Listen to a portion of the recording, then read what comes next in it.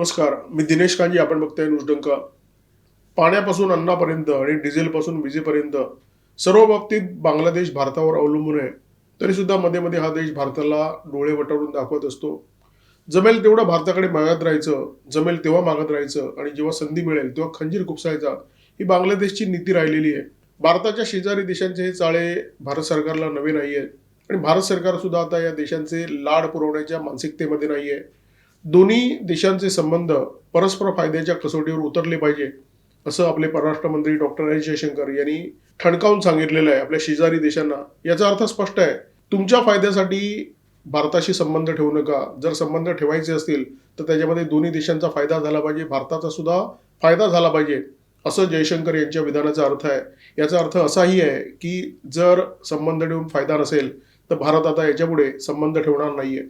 तारिक रेहमान यांनी बांगलादेशच्या पंतप्रधान पदाची शपथ घेतली आणि त्याच्यानंतर त्यांना पहिलं निमंत्रण मिळालं ते भारताचं निमंत्रण होतं भारत भेटीसाठी. परंतु रेहमान यांनी प्रतिसाद दिला नाही. ते आधी गेले मलेशियाला आणि तिथून गेले चीनमध्ये. म्हणजे भारताच्या निमंत्रणाला त्यांनी थंडा प्रतिसाद दिला. तरी सुद्धा भारताने ब्रिक्स परिषदेचं निमंत्रण बांगलादेशला दिलेलं आहे, कारण यंदा ही परिषद भारतामध्ये होणार आहे. भारताकडे या परिषदेचं यजमानपद आहे. बांगलादेश हा ब्रिक्सचा सदस्य नाही आहे, परंतु भारताने मोठेपणा दाखवला. चला, आपला शेजारी देश आहे.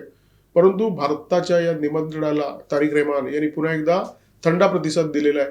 फाळणीनंतर भारताच्या दोन्ही बाजूला पाकिस्तानची निर्मिती झाली. 1971 मध्ये भारताने यापैकी एक पाकिस्तान जगाच्या नकाशावरून पुसून टाकला आणि भारताच्या कृपेमुळे तिथे बांगलादेशची निर्मिती झाली. परंतु आता वातावरण असं आहे, चित्र असं दिसतंय की भारताच्या दोन्ही बाजूला पुन्हा एकदा पाकिस्तान आहेत की काय.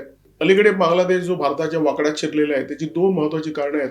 6 ऑगस्ट 2026 रोजी भारताचे बांगलादेशमधील उच्चायुक्त दिनेश त्रिवेदी आणि बांगलादेशचे ऊर्जा मंत्री इक्बाल हसन महमूद यांची भेट झाली.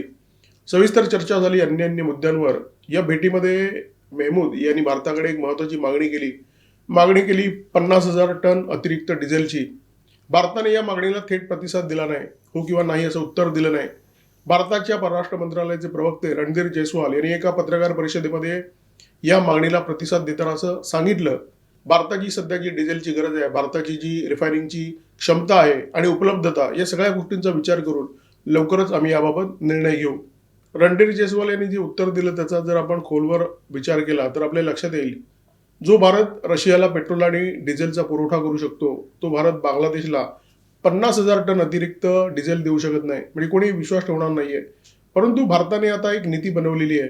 पूर्वी भारताचे शेजारी देश भारताकडे लाडीक मागण्या करायचे आणि भारत मागचं पुढचं न पाहता, स्वतःचं नुकसान सुद्धा न पाहता या मागण्या पूर्ण करायचा. परंतु भारताने आता ही नीती बदललेली आहे. बांगलादेशला 50,000 टन अतिरिक्त डिझेल देणं भारताला सहज शक्य आहे, परंतु भारत देत नाहीये. त्याचं कारण ही भीक मागताना बांगलादेश माज दाखवतोय आणि त्याच्यामुळे प्रतिसाद न देता, बांगलादेशला डिझेल न देता भारत केवळ आश्वासनावर बांगलादेशची बोलवण करताना दिसतोय. म्हणजे भारताकडून बांगलादेशला डिझेलचा पुरवठा होत नाहीये, याच्यातला भाग नाहीये.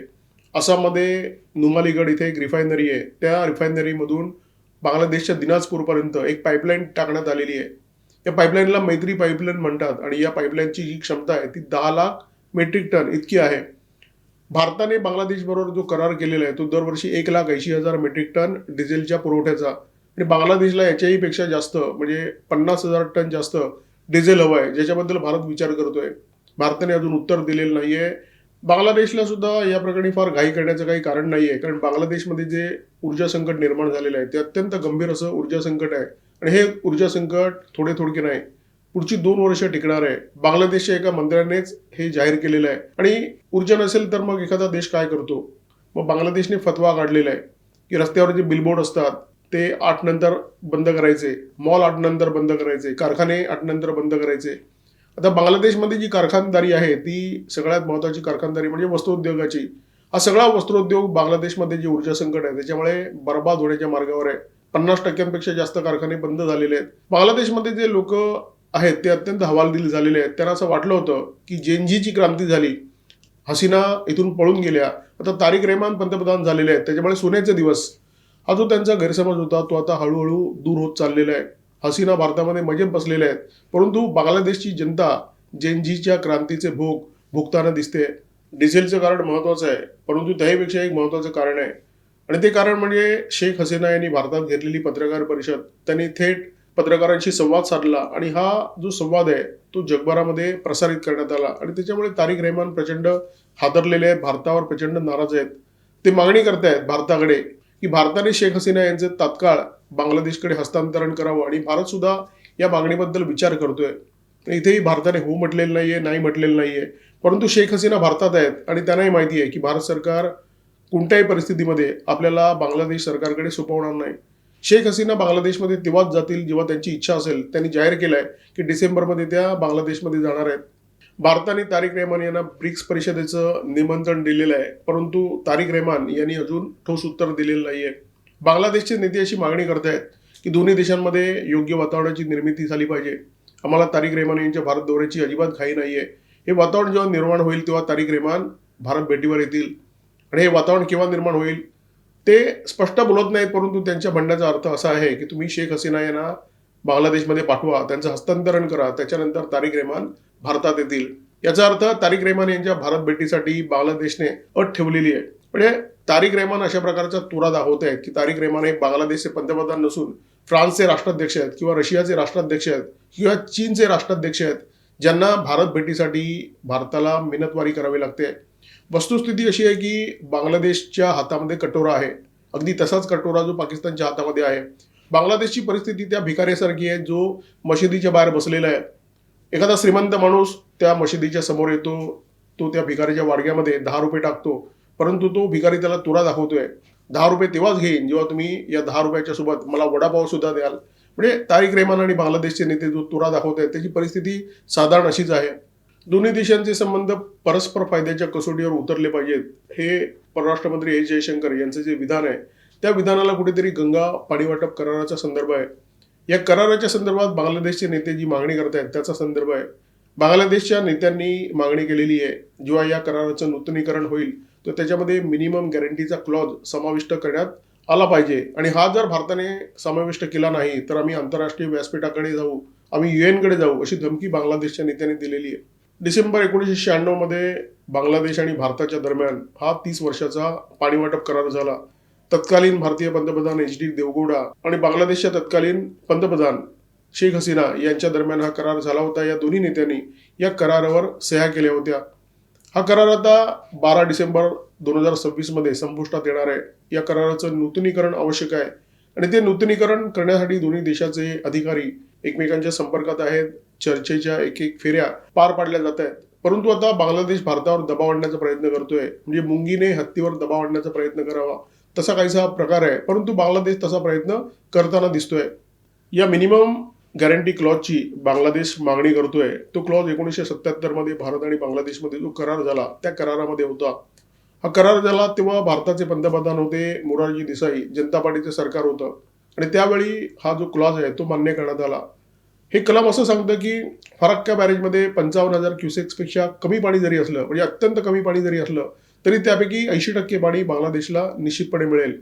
म्हणजे तुमच्या बिहारला, तुमच्या उत्तर प्रदेशला, तुमच्या पश्चिम बंगालला थेंबर पाणी मिळालं नाही, तिथल्या शेतजमिनी कोरड्यात ठाक राहिल्या, पिण्याला पाणी नसलं तरी बांगलादेशला मात्र हक्काचं पाणी मिळत राहील. म्हणजे गंगेचा उगम कुठे होतो? भारतात. ही नदी वाहते कुठे? भारतात. परंतु पाण्याची गॅरंटी बांगलादेशला. भारतीय शेतकऱ्यांना गॅरंटी आहे नाही याचा विचार नाही करायचा, त्यांना पाणी मिळतंय की नाही याचा विचार नाही करायचा, परंतु बांगलादेशच्या शेतकऱ्यांना मात्र हक्काचं पाणी द्यायचं, अशा प्रकारचा हा क्लॉज होता.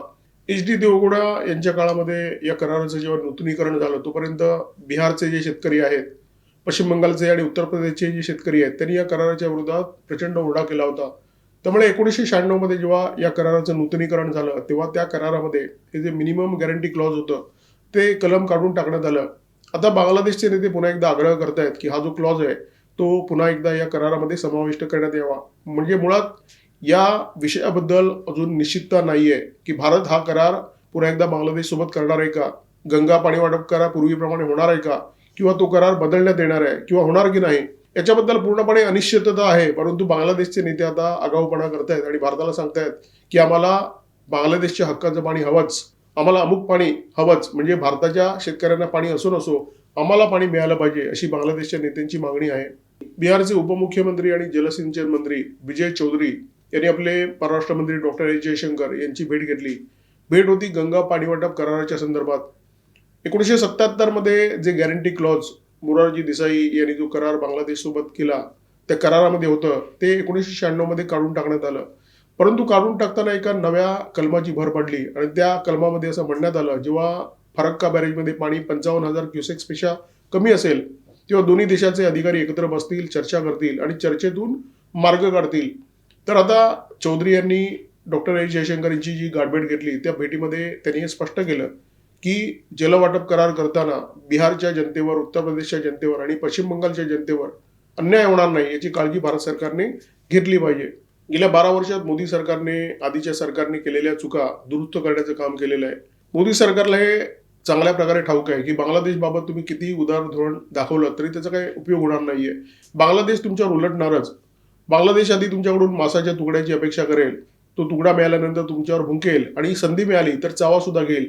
बांगलादेशची मानसिकता ही या प्रकारची आहे. त्यामुळे बांगलादेशला याच्यापुढे जशास तसे या धोरणानुसार वागवायचं हे भारत सरकारने आता निश्चित केलेलं आहे. ईशान्य भारतामध्ये चकमा जनजाती मोठ्या प्रमाणात आहे. म्हणजे जेव्हा देशाची फाळणी झाली, पूर्व पाकिस्तानची निर्मिती झाली, तेव्हा पूर्व पाकिस्तानातून मोठ्या संख्येने हे चकमा शरणार्थी म्हणून भारतामध्ये आले होते. चितगाव हिल्स इथे हे चकमा आजही खूप मोठ्या संख्येने आहेत आणि त्यांचं त्यावेळी सुद्धा असं म्हणणं होतं की चितगाव हिलमध्ये चकमांची जी संख्या आहे ती 95% आहे. त्यामुळे हा जो भाग आहे तो बांगलादेशमध्ये सामील करण्यात येऊ नये. परंतु तेव्हा त्यांच्यावर अन्याय झाला. आता या चकमा नेत्यांनी, भारतातल्या चकमा नेत्यांनी एकत्र येऊन भारत सरकारकडे अशी मागणी केलेली आहे की बांगलादेशमध्ये जो चितगाव हिल आहे त्याचा ताबा घ्यावा आंतरराष्ट्रीय कायद्यांचा वापर करून, आणि हे शक्य नसेल तर तिथे सरळ सरळ लष्करी हस्तक्षेप करावा. म्हणजे त्यांची जी मागणी आहे ती अत्यंत स्पष्ट आहे. बरं, वर जाऊन त्यांनी असं सांगितलं आहे की बांगलादेशला भारताकडून जो डिझेलचा पुरवठा होतो, जो विजेचा पुरवठा होतो, तो पुरवठा तात्काळ बंद करण्यात यावा. गेल्या काही काळामध्ये भारताच्या सुद्धा लक्षात आलं की बांगलादेशचं काही खरं नाही आणि त्याच्यानंतर सिलिगुडी कॉरिडॉर मजबूत करण्याच्या दिशेने भारत सरकारने बरीच पावलं उचलली. इथे संरक्षण व्यवस्था जी आहे ती एकदम कडेकोट करून टाकली. भारतामध्ये जे बांगलादेशी घुसलेले आहेत त्यांना बाहेर काढण्यासाठी भारत सरकारने मोठ्या प्रमाणात हालचाली केलेल्या आहेत आणि बांगलादेशला या सगळ्या गोष्टींचा त्रास होतोय आणि बांगलादेश त्यामुळे भारतावर प्रचंड नाराज आहे. परंतु या नाराजीला कसं हाताळायचं हे मोदी सरकारला व्यवस्थित माहिती आहे आणि त्या दिशेने मोदी सरकारचं काम सुद्धा सुरू आहे.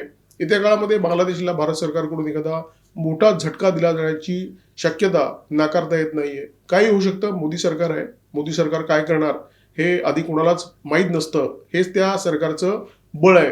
या व्हिडिओमध्ये तुर्तास इथेच थांबतोय. माझ्यासोबत होते cameraman Omkar Bhagwat, video editor Ajay Shelke. नमस्कार आणि धन्यवाद.